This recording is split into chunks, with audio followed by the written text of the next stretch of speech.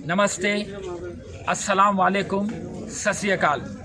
आज एआईसीसी के एकाम पर हमने चलो राजभवन का ऐलान कर दिया और आज कांग्रेस पार्टी का एहतजाज बीजेपी के हुकूमत के खिलाफ है। बीजेपी की हुकूमत एक नाकारा हुकूमत है। राहुल गांधी ने क्या खूब कहा था, ये मुल्क का चौकीदार एक चोर है। नरेंद्र मोदी, आप ये गुमान में ना रहो कि राफेल जेट डील में आपको सुप्रीम कोर्ट ने क्लीन चिट दे दी।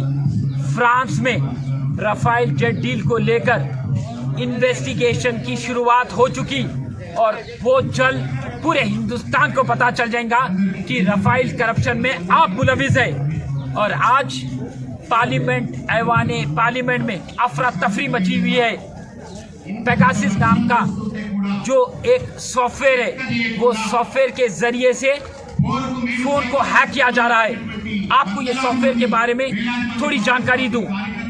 ये जो सॉफ्टवेयर है, इसका इजाद इजराइल की company NSO group of companies ने किया और ये कंपनी, ये जो स्पाईवेयर है, ये सिर्फ वो देशों की हुकूमत को बेचती है जो देश में टेररिज्म का खतरा है, जुर्म का खतरा है। और ये जो स्पाईवेयर है, ये किसी को भी नहीं बेचा जाता, सिर्फ ये इजराइल की कंपनी मुमालिकों के हुकूमत को बेची जाती। और आज ये स्पाईवेयर के जरिए से मुकम्मल तरीके से फोनों को हैक किया जा रहा है। Global media organisation MST international security lab ने ये फरमान जारी कर दिया कि हिंदुस्तान में 300 हिंदुस्तानियों का नंबर हैक किया गया। उसमें राहुल गांधी जी का नंबर है, पोल स्ट्रैटेजिस्ट प्रशांत किशोर का नंबर है, फॉर्मर इलेक्शन कमीशन अशोक लावना का नंबर है, 40 जर्नलिस्ट का नंबर है, प्रवीण तोकाड़िया का नंबर है, साइंटिस्ट का नंबर है, पॉलिटिशियन का नंबर है और ब्यूरोक्रेट का नंबर है। हम बीजेपी से जब मुतालबा कर रहे हैं कि किस तरीके से आप ये हैकिंग में मुलविस है, हमको खुल के बता दो, तो बीजेपी की हुकूमत खामोशी इख्तियार कर रही है। नरेंद्र मोदी, आपके मुल्क में नंबर्स हैक हो रहे हैं और आप खामोश बैठे हुए हैं। जब मिनिस्ट्री ऑफ इलेक्ट्रॉनिक्स और IT मिनिस्टर से पूछा जाता है इस स्पाई के बारे में, तो वो खामोशी इख्तियार करते हैं। अमित शाह, आप तो वजीर दाखिला है, इंटरनल सिक्योरिटी आज ब्रीच हो चुकी, फोन हैक हो चुका और आप खामोशी इख्तियार कर रहे हैं। आपका फर्ज है कि इंटरनल सिक्योरिटी पर दिमाग लगाना, इंटरनल सिक्योरिटी की हिफाजत करना, और आप हिफाजत कर नहीं पाए। और आप research analysis wing raw central bureau of investigation bureau को 3 एजेंसी को भी आप अंधेरे में रखे और 3 एजेंसी रोज आपके राब्ते में रहते। किसी को भी ये बात का इल्म नहीं है। सिर्फ इल्म है तो बीजेपी के वजीर आजम नरेंद्र मोदी को इस हैकिंग का इल्म है। होम मिनिस्टर अमित शाह को इसका इल्म है। अमित शाह, हम मुतालबा करते कि फौरन आप इस्तीफा दीजिए। आप वो ओहदे के लायक नहीं है, क्योंकि आप इंटरनल सिक्योरिटी की हिफाजत नहीं कर सकते, तो कोई आपका फर्ज नहीं है कि वो ओहदे पर बैठे। और जिस तरीके से ये हैकिंग की जा रही है, तो उस तरीके से मुझे ये समझ में आ रहा कि बीजेपी की जमात आज भारतीय जासूस पार्टी हो गई और इसका जासूस नरेंद्र मोदी है। नरेंद्र मोदी पहले चोर कहलाता था और आज नरेंद्र मोदी जासूस कहला रहा है। और वो जासूसी किसके खिलाफ कर रहा है? राहुल गांधी के खिलाफ कर रहा है। और नरेंद्र मोदी, आप हर वक्त बात करते हैं नेशनलिज्म की, मुल्क परस्ती की, तो आपने कभी सबूत दिया? नहीं दिया।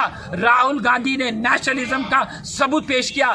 राहुल गांधी वो शख्स है जिसके वालिद को बम से उड़ा दिया गया, जिसके दादी को गोलियों से छन्नी कर दिया। उसके बावजूद भी आज राहुल गांधी के चेहरे पे मुस्कुराहट है, खौफ नहीं है और मुल्क को लेकर फख्र है। इतनी कुर्बानी राहुल गांधी जी ने दिए, तो आपका मुकाबला आप किस तरीके से राहुल गांधी को कर सकते हैं? और मैं खबरदार नरेंद्र मोदी, खबरदार अमित शाह, तुम हमारे राहुल गांधी के करीब नहीं आना। क्योंकि तुम राहुल गांधी और सोनिया मैडम के पैर की जूती की धूल हो। तुम और अमित शाह, याद रखो, राहुल गांधी के हम बहादुर सिपाही है।